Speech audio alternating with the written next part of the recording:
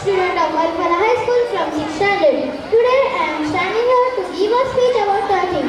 أعوذ بالله من الشيطان الرجيم. بسم الله الرحمن الرحيم.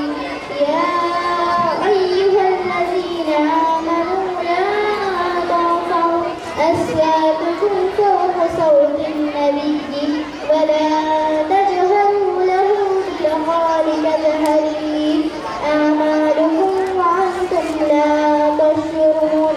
Translation: O believers, do not raise your voice above the voice of the Prophet, or not speak loudly to him as they do to one another, or your lips will become mute while you are unaware.